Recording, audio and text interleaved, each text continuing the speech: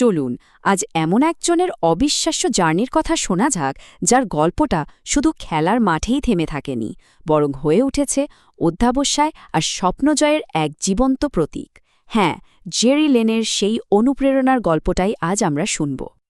আচ্ছা, সাফল্যের পথে সবচেয়ে বড় বাধাটা আসলে কি বলুন তো? সমাজের বেঁধে দেওয়া নিয়ম, চারপাশের মানুষের চাপ, নাকি আমাদের নিজেদের মনের ভেতরের ভয় বা দ্বিধা? এই প্রশ্নটা কিন্তু খুব জরুরি, কারণ আজকের পুরো আলোচনাটা এই প্রশ্নের উত্তর খুঁজতেই আমাদের সাহায্য করবে। আর মজার ব্যাপার হলো, এই প্রশ্নের উত্তরটা কিন্তু লুকিয়ে আছে একজনের জীবনের গল্পে। তিনি হলেন জেরেমি লেন, একজন বাস্কেটবল খেলোয়াড়, যিনি শুধু তার খেলা দিয়েই নয়, বরং তার অদম্য ইচ্ছাশক্তি দিয়ে পুরো বিশ্বকে রীতিমতো চমকে দিয়েছিলেন। তো তার গল্পের প্রথম অধ্যায়টাই হল প্রত্যাশার বিরুদ্ধে এক অসম লড়াইয়ের গল্প, যেখানে একজন খেলোয়াড়কে পুরো বিশ্বের ধারণাকেই চ্যালেঞ্জ করতে হয়েছিল। চলুন সেই লড়াইটা একটু কাছ থেকে দেখা যাক। দেখুন, একদিকে ছিল সন্দেহের পাহাড়।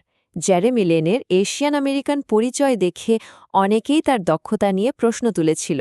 একটা ধারণা ছিল যে বাস্কেটবলের মতো একটা শারীরিক খেলায় তিনি হয়তো টিকতেই পারবেন না। কিন্তু বাস্তবতা ছিল একদম অন্যরকম। তিনি কঠোর পরিশ্রম আর নিজের উপর অগাধ বিশ্বাস দিয়ে সব ধরনের বাধা ধরা চিন্তাকে ভুল প্রমাণ করে ছেড়েছিলেন। আর এখান থেকেই কিন্তু তার অবিশ্বাস্য যাত্রার শুরু। আমরা তো সবাই জানি, সাফল্য কিন্তু একদিনে আসে না। এর পেছনে থাকে বছরের পর বছর ধরে করা প্রস্তুতি আর নিরলস পরিশ্রম। চলুন এবার লিনের সেই প্রস্তুতির পেছনের গল্পটা একটু জেনে নেওয়া যাক। ভাবা যায়, কলেজে তার শুরুটা কিন্তু একদমই সহজ ছিল না। খেলার সুযোগ পেতেন খুবই কম। কিন্তু তিনি দমে যাওয়ার পাত্র ছিলেন না। দিনের পর দিন, ঘণ্টার পর ঘণ্টা কঠোর পরিশ্রম করে নিজের দক্ষতাকে আরও ধারালো করেছেন। আর সেই চেষ্টার ফলও পেলেন হাতে নাতে। হার্ভার্ড ইউনিভার্সিটির তারকা খেলোয়াড় হিসেবে নিজেকে প্রতিষ্ঠা করলেন। এই ঘটনাই তো প্রমাণ করে, লেগে থাকলে যে কোনো বাধাই টপকানো সম্ভব। কিন্তু এই কঠিন লড়াইয়ে তিনি তো একা ছিলেন না, তাই না? তার সবচেয়ে বড় শক্তি ছিল তার বিশ্বাস এবং তার পরিবার। যখনই কোনো কঠিন চ্যালেঞ্জের মুখোমুখি হয়েছেন, এই দুটো জিনিসই তাকে মনের জোর জুগিয়েছে, সামনে এগিয়ে যেতে সাহায্য করেছে। এখান থেকেই বোঝা যায় যে একটা মজবুত সাপোর্ট সিস্টেম থাকাটা কতটা জরুরি। আর ঠিক এরপরেই এলো সেই মোমেন্টটা, সেই মুহূর্ত, যখন বছরের পর বছরের প্রস্তুতি আর সুযোগ এসে মিলে গেল এক বিন্দুতে। বিশ্ব দেখল এক অবিস্মরণীয় উত্থান, যা পরে লিনস্যানিটি নামে পরিচিতি পায়। তো এই যে লিনস্যানিটি শব্দটা, এটার মানে কি আসলে? এটা শুধু খেলার মাঠে একটা অসাধারণ পারফরম্যান্স ছিল না, এটা ছিল একটা সাংস্কৃতিক ঘটনা। রাতারাতি জেরেমি লিন খবরের শিরোনামে চলে এলেন, বিশ্বজুড়ে মানুষের আলোচনার কেন্দ্রবিন্দু হয়ে উঠলেন। নিউ ইয়র্ক নিক্সের হয়ে খেলার সুযোগ পেয়ে তিনি যে অবিশ্বাস্য সাফল্য দেখিয়েছিলেন, সেই ঝড়টাই হল লিনস্যানিটি। সত্যি বলতে, এই উত্থানের গল্পটা একদম সিনেমার মতো। তিনি খেলার জন্য একটা সুযোগ পেলেন, আর সেই একটা সুযোগকে কাজে লাগিয়ে একের পর এক অসাধারণ পারফরম্যান্স দিয়ে দলকে নেতৃত্ব দিলেন। তার হাত ধরেই নিউ ইয়র্ক নিক্স একটা অবিশ্বাস্য জয়ের ধারায় ফিরে এসেছিল। এই ঘটনাটা আমাদের এটাই দেখায় যে সঠিক প্রস্তুতি থাকলে একটা সুযোগই জীবন বদলে দেওয়ার জন্য যথেষ্ট।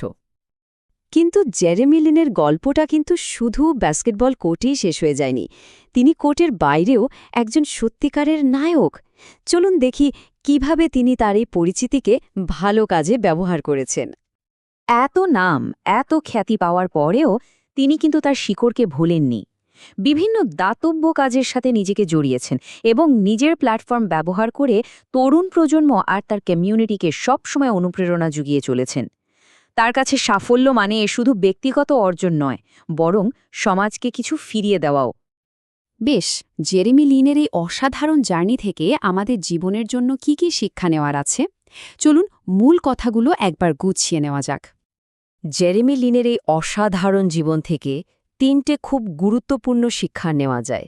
প্রথমটা হল স্থিতিস্থাপকতা বা রেজিলিয়েন্স, মানে বারবার ধাক্কা খেয়েও হাল না ছেড়ে লড়াই চালিয়ে যাওয়ার মানসিকতা।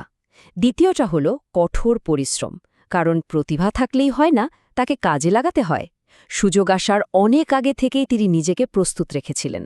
আর সব শেষে সুযোগকে কাজে লাগানো, কারণ সুযোগ যখন দরজায় কড়া নাড়ে তখন প্রস্তুত থাকতে হয়। লিনস্যানিটি তো তারই সবচেয়ে বড় প্রমাণ। এই 3টে গুণই তাকে সব বাধা পেরিয়ে সাফল্যের চূড়ায় পৌঁছে দিয়েছে।